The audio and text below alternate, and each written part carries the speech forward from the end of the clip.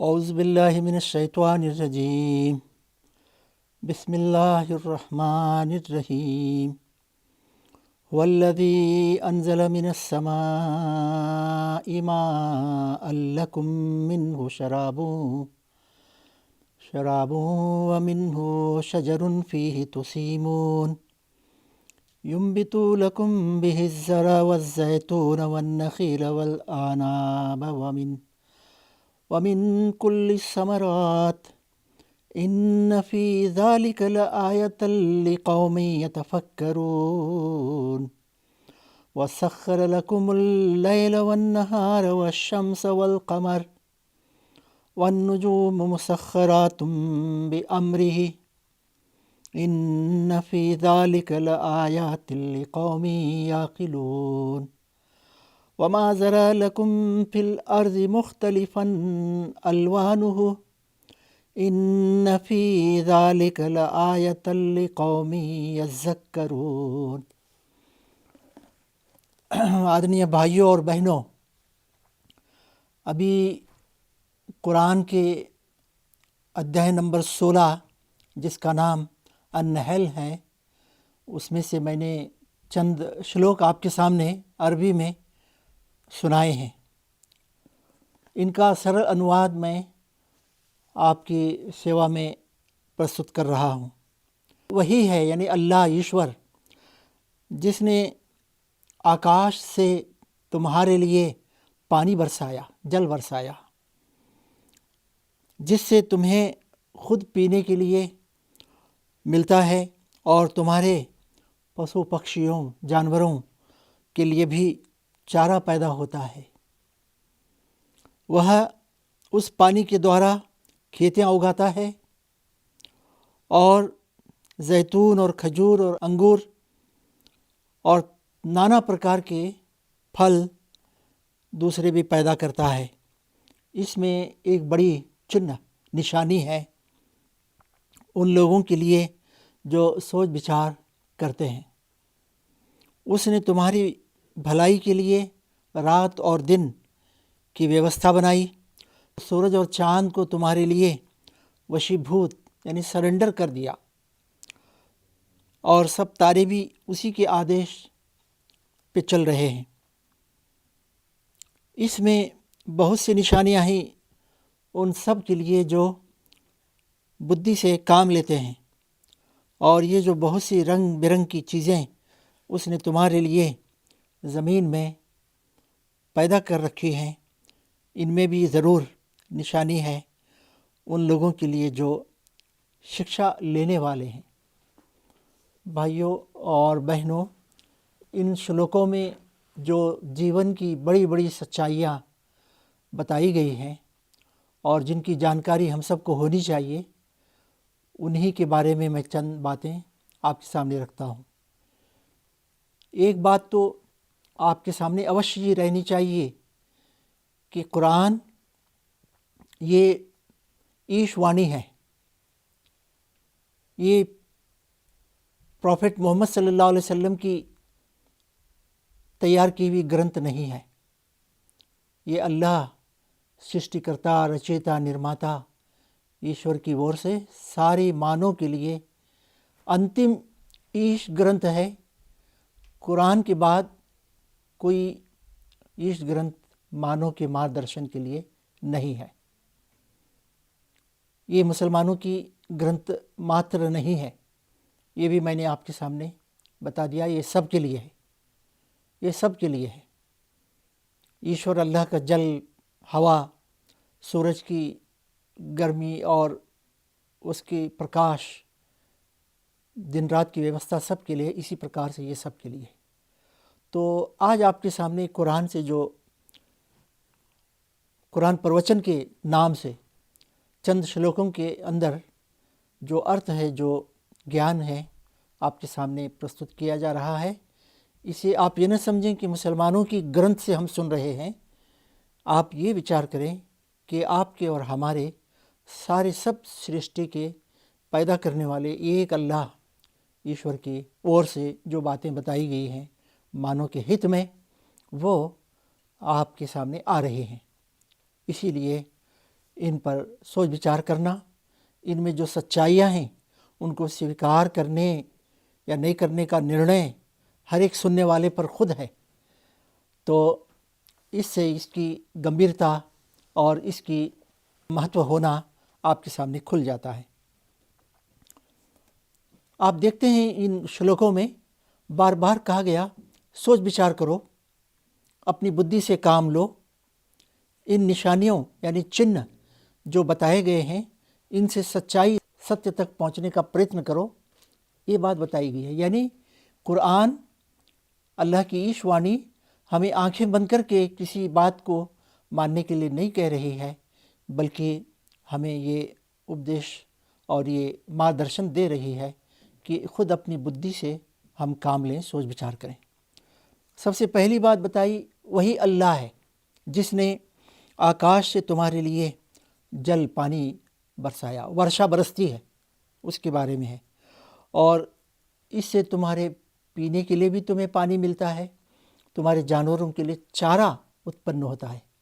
आप सोच कर देखिए, हमारी ये पृथ्वी यानी धरती में केवल 30% यहाँ ज़मीन है, बाकी 70% ये पानी है, जल है। बड़े बड़े समुद्र हैं, दरिया हैं, नदी नाले हैं, झील तालाब हैं, इनमें पानी जमा है।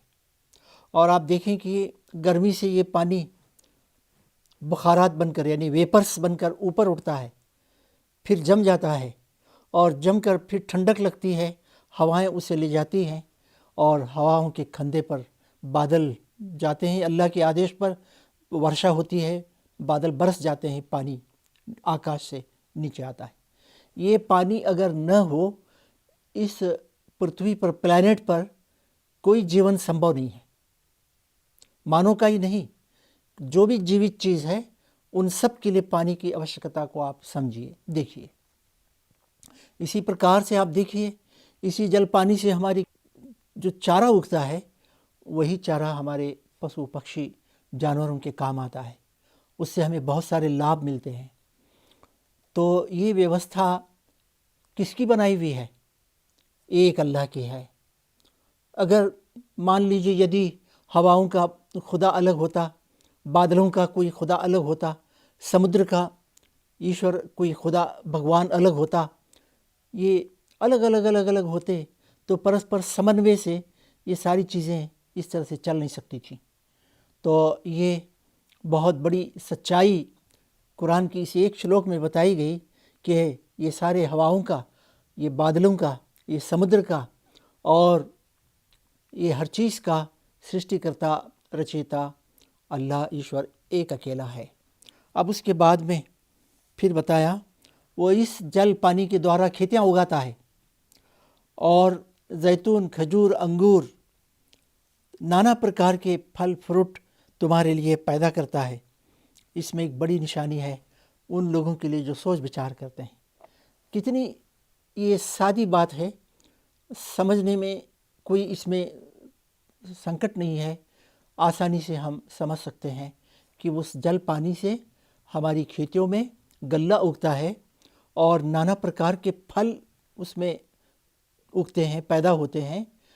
उसमें से केवल चंद फलों के नाम ले लिए ताकि हम समझ जाएं।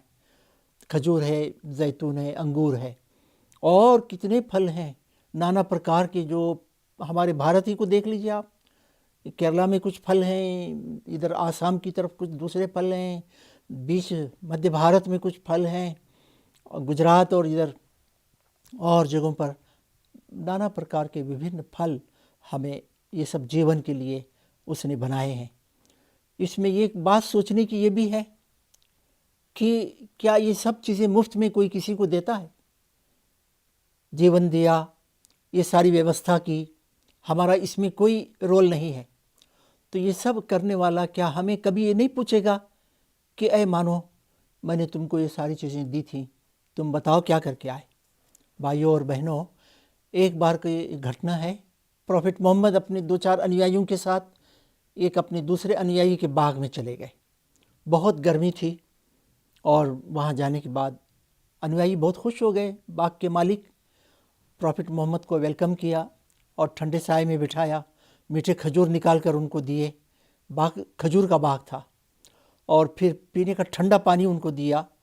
तो ये सब लेकर प्रॉफिट मोहम्मद की आंखों में आंसू आ गए। तो अनुयायी ने पूछा कि आपकी आंखों में आंसू क्यों?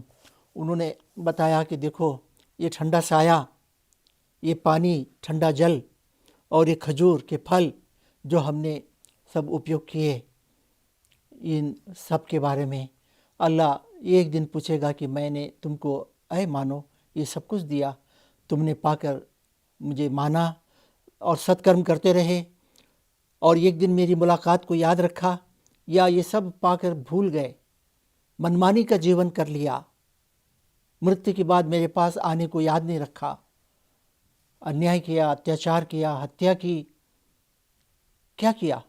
एक दिन ज़रूर वो अवश्य पूछेगा। अब आगे देखिए कुरान में क्या कहता है अल्लाह ईश्वर हमसे, उसने तुम्हारे लाभ के लिए रात और दिन और सूर्य और चांद को वशीभूत किया, यानी सरेंडर कर दिया। ऐसा कानून बनाया, सूरज के निकलने का, उदय होने और उसके डूब जाने, और दिन और रात के आने की व्यवस्था, और सूरज और धरती के बीच में जो डिस्टेंस है, कि इसकी वजह से आप देखते हैं कि वो हमारे लाभ के लिए काम कर रहे हैं, हमारे सेवक हैं। आगे कहा, सब तारे भी उसी के आदेश से तुम्हारे लिए वशीभूत किए गए, सरेंडर किए गए हैं। इसमें बहुत सी निशानियां हैं उन लोगों के लिए जो बुद्धि से काम लेते हैं। भाइयों और बहनों, कुरान बार बार बुद्धि से काम लेने, सोच विचार करने, अपने हित में इन निशानियों पर, चिन्ह पर जरा गौर करने की, चिंतन मनन की वो दावत देता है, हमें बुलाता है। आप देखिए, ये सब हमारे सेवक हैं। सूरज हमारी सेवा के लिए, चांद हमारी सेवा के लिए, ये हवाएं हमारी सेवा के लिए हैं, धरती आकाश, दिन रात की व्यवस्था सब हमारी सेवा के लिए। अगर हम असली खुदा को छोड़कर इन्हीं को खुदा बना लें, भगवान बना लें, इन्हीं के आगे हम पूजा पाठ करें, इन्हीं को अपना प्रभु मान लें, ये कितना बड़ा पाप है, महापाप है।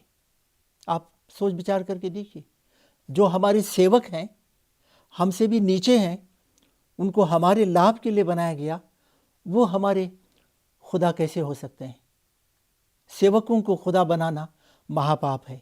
तो तुम सोच विचार से काम क्यों नहीं लेते, और तुम अपने लाभ में, हित में अपनी बुद्धि से काम क्यों नहीं लेते, और इस सच्चाई पर तुम क्यों नहीं इसे स्वीकार करते कि तुम्हारा सृष्टिकर्ता, रचयिता, निर्माता अल्लाह अकेला वही है जिसने ये सारी चीज़ें तुम्हारे जीवन के लिए बनाई हैं, और एक दिन वो तुम्हें अपने पास बुला लेगा और पूरे जीवन का हिसाब किताब लेगा।